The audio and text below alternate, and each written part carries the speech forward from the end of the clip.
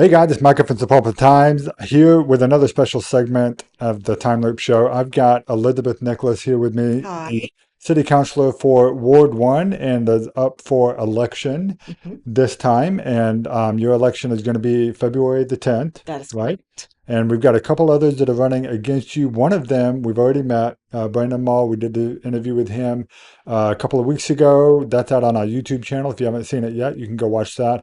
We'll go to sapulpatime.com/elections and we'll be having all the information for all of our candidates. And then Elizabeth is actually the incumbent. You're the one who currently Correct. holds this seat.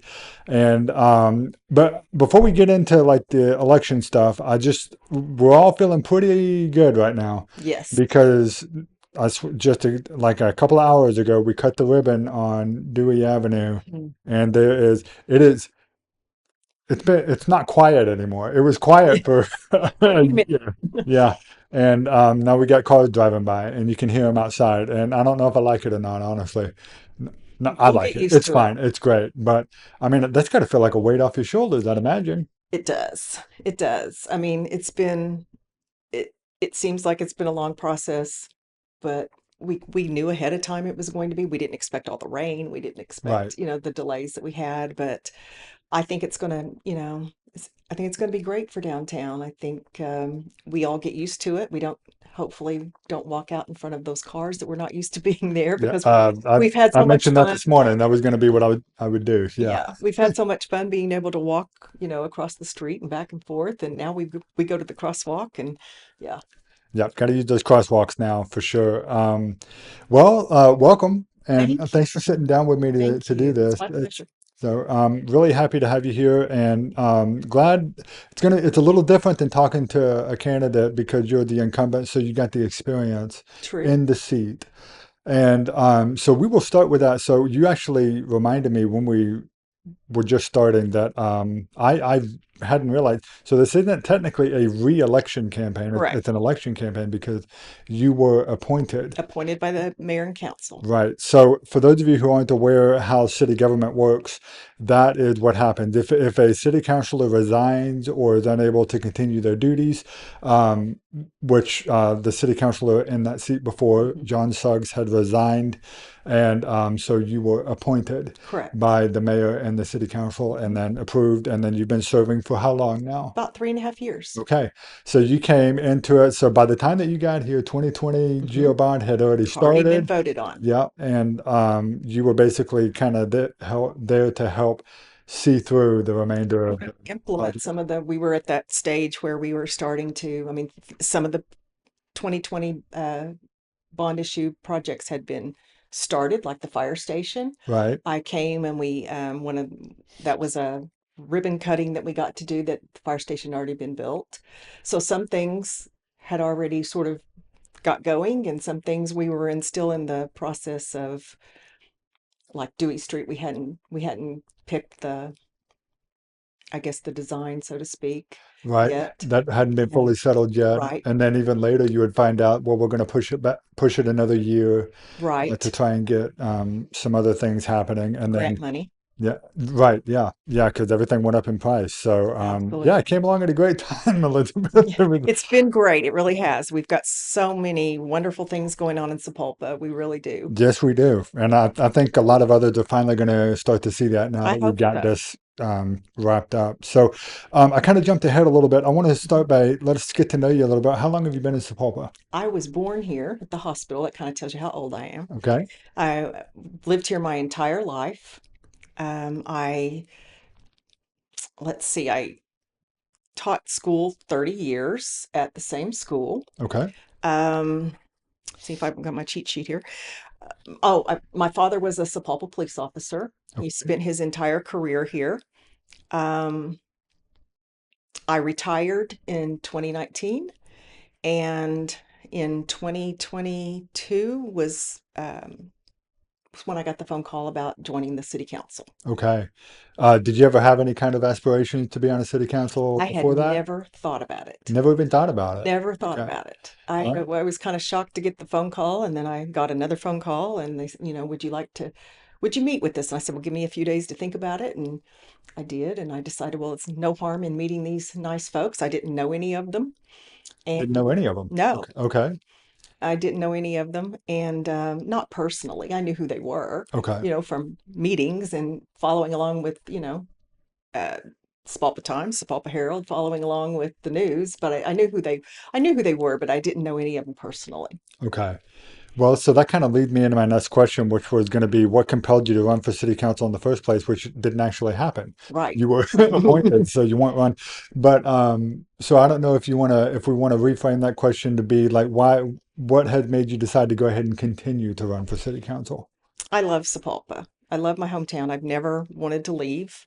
Um, I'm the fifth generation in Creek County, actually, for my Wow. family.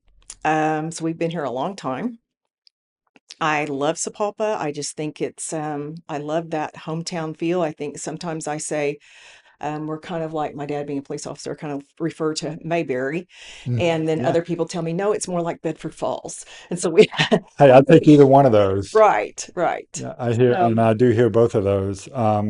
So you haven't been here terribly long compared to some of our other city councilors, but you've been here in a time of really great achievement in Sapulpa. So I'd like to ask you, like, what are you maybe most proud of as a city oh, councilor? that's hard because a city councilor never does anything really on their own. I mean, That's true. all decisions are made by the 10 of us. We don't always all agree, but it's always a group decision. But things that I am proud of are making relationships with my constituents, building relationships with the people that police officers, firefighters, people that work at City Hall, all the city employees. Um, Getting to know people in areas of my ward that I didn't know before, being able to help with situations that you get that phone call and what can you do to help me with this? And then feeling like that or maybe they have a concern about something that's coming up on an agenda that's going to affect them personally. Right.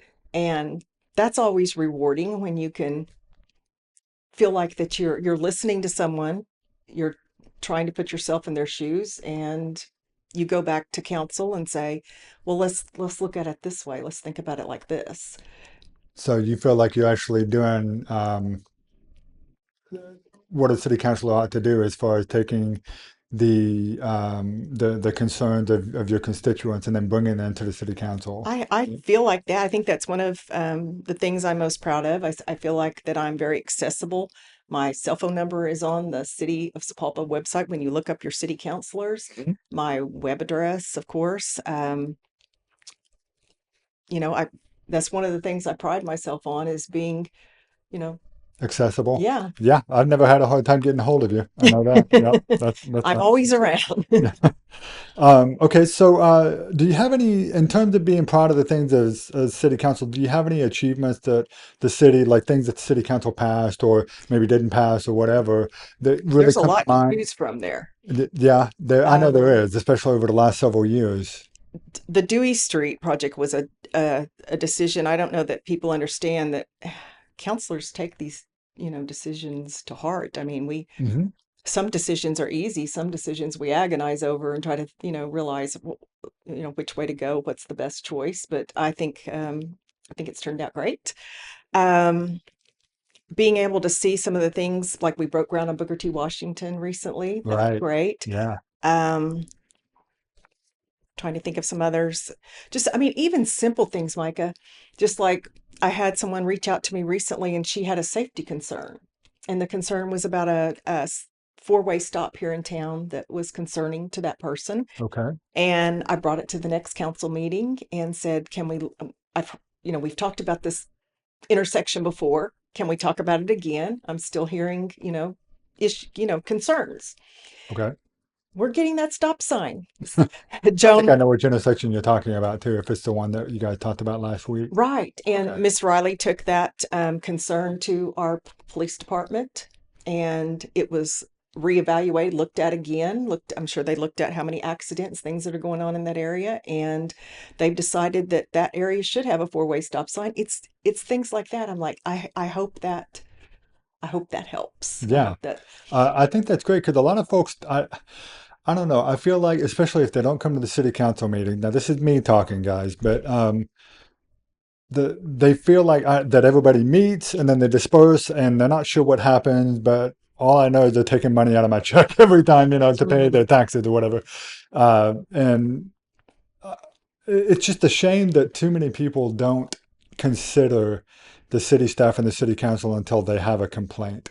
They don't take time to notice the things right. that are happening, the great infrastructure projects that we've got Mhm. going on, the four-way stop, the small things, like you Little said. things. I wish people would come to council. I Yeah, wish more people would come and just listen to the discussions, be a part of it, sign up for public participation, share what you're concerned about, share ideas. I've heard people that had really great ideas, and I said, why haven't you come to council and shared that with us? right.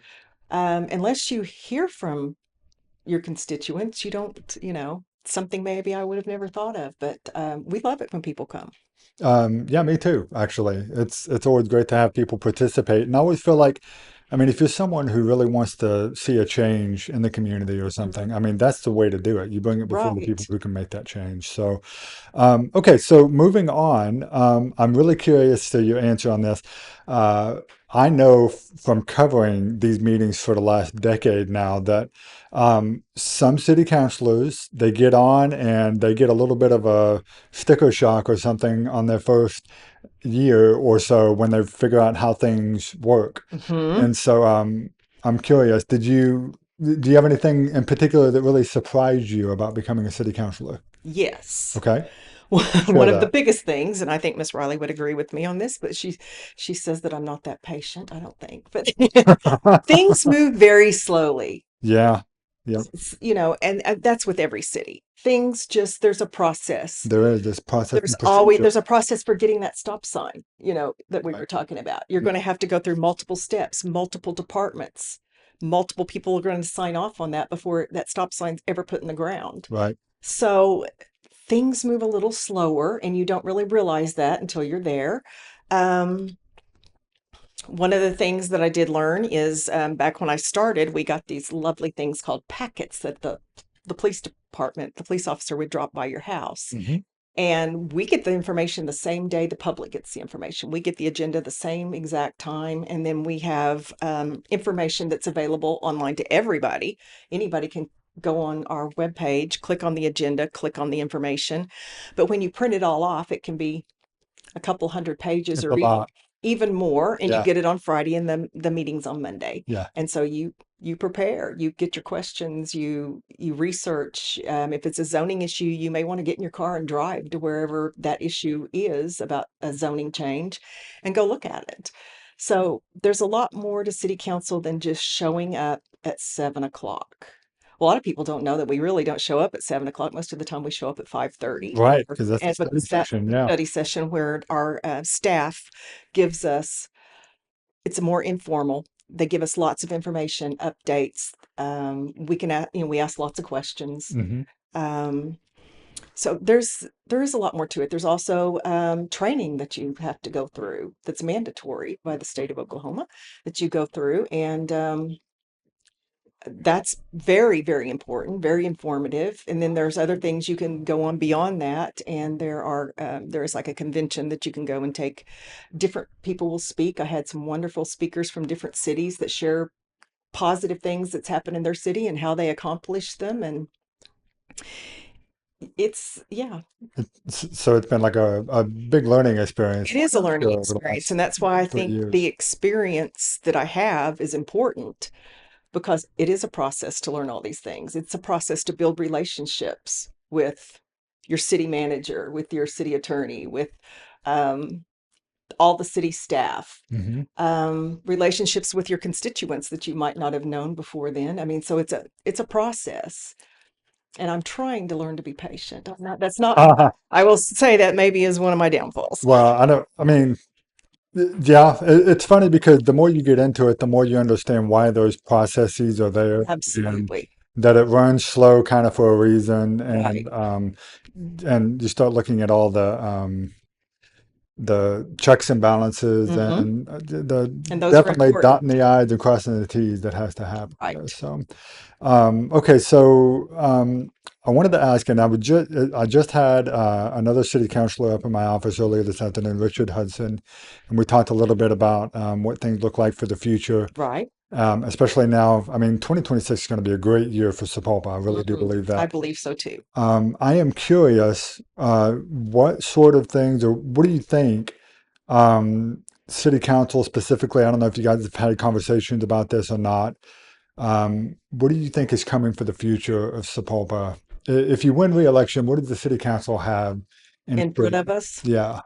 Well, for one thing, we have things that we already know, and and if you came to meetings and keep up with Spalpa Times, Spalpa Herald, hopefully you've heard about some of these things. But like, we'll be building the splash pad sometime this year at Kelly Lane Park. Okay. That's something fun that's coming. Yeah, that's Of fantastic. course, we've already broke ground on Booker T, so that's going to be it's a 1 year project. Hmm. So we're hoping that that goes smoothly.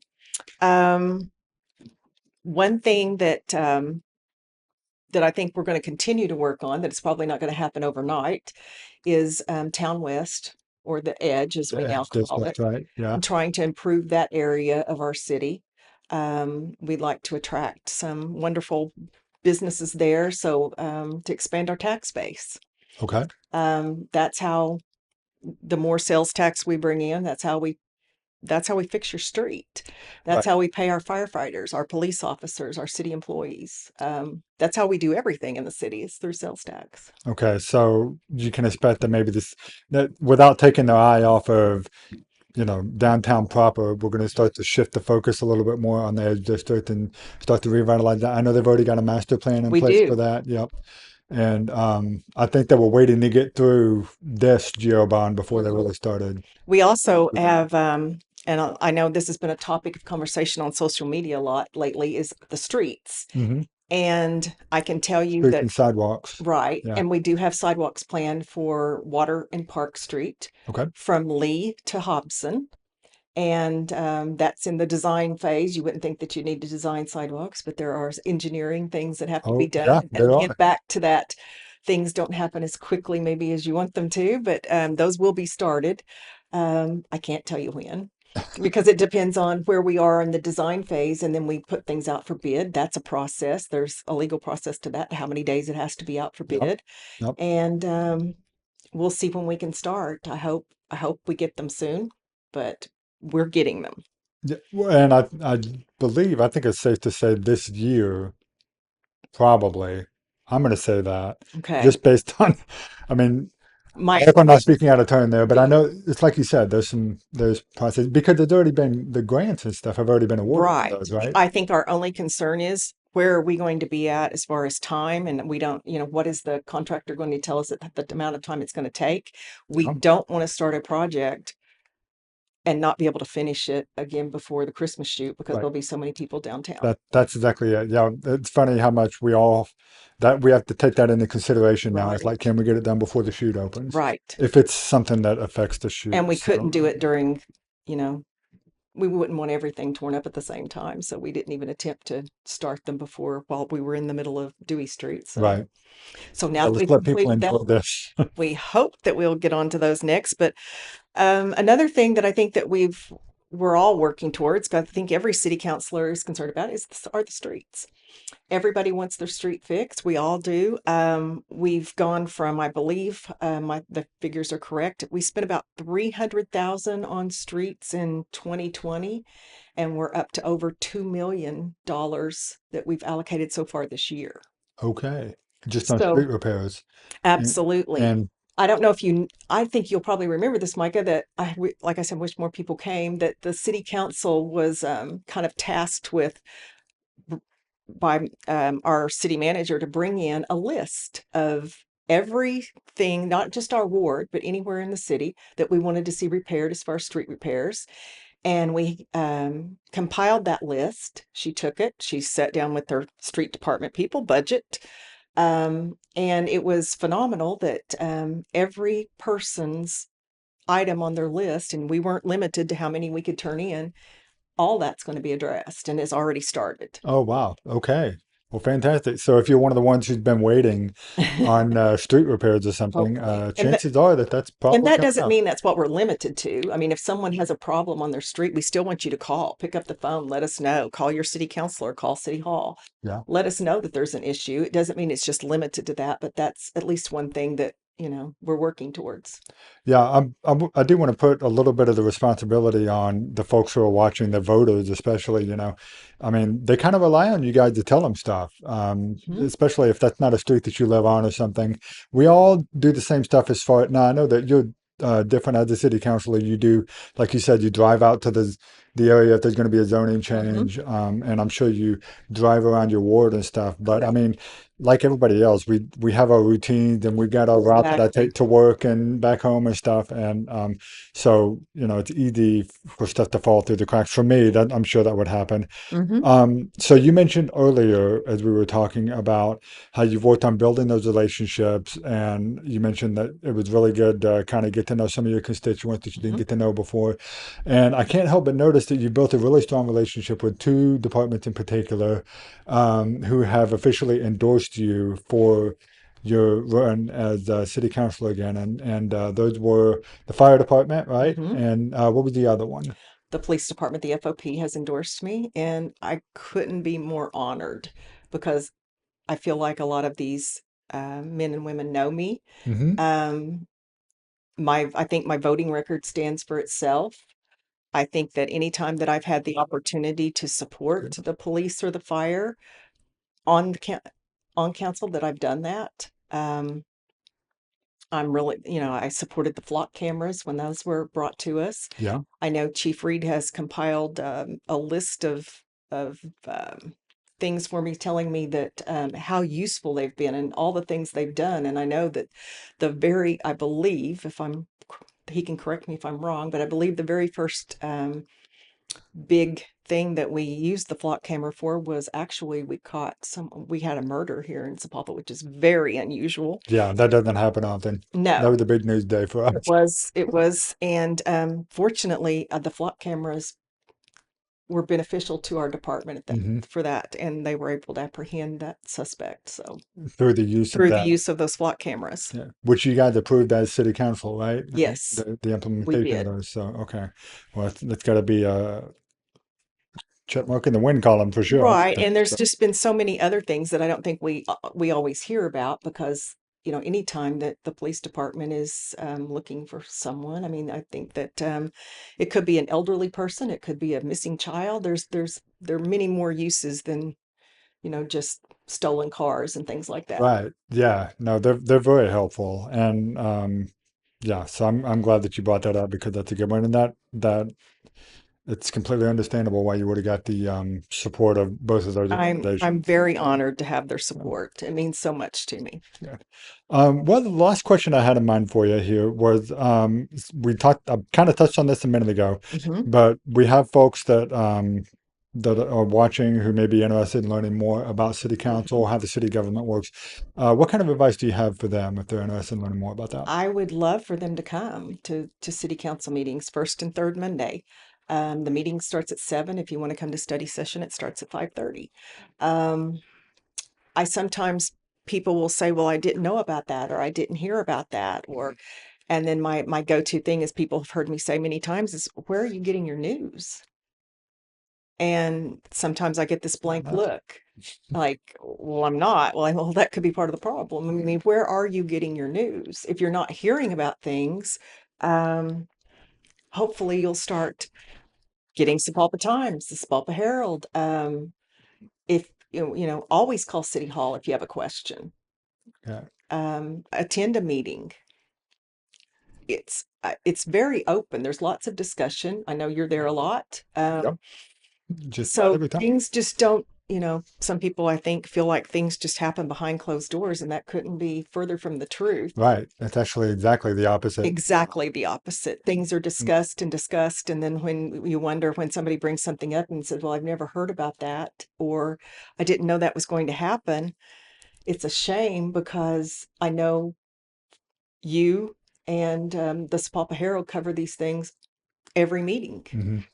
Yeah, there was an opportunity for you to find out about it. So, I mean, Right. there's some responsibility to make an effort to be informed there. So, which is part of why we're doing this. So, Right. Elizabeth, thank you again for sitting down with me Well, and doing this. I absolutely. appreciate it very much. Remind everybody again the election dates. February 10th. And I'm hoping that everybody in Ward One will get out and vote. I would appreciate your vote and your support. I'd like to continue the work that we've started. There's so many projects that have been started during my 3.5 years that I'd like to see to fruition. So I'd love to stay. Okay. I'd All love to right. represent Ward One for another term. Okay. Well, guys, thanks for tuning in. Thank you again, Elizabeth, for being here. We Thank you for appreciate it. inviting me. And we will see you again for the next episode, either whether it's Timeloop Live. We're also going to continue our coverage of the city council elections that are coming up. And so you can expect the next segment with one of our other candidates before too long. So stay tuned to Sapulpa Times. We appreciate seeing you guys. We'll see you again where we talk about all things happening in the town that we love. Have a great evening, everybody. Bye bye.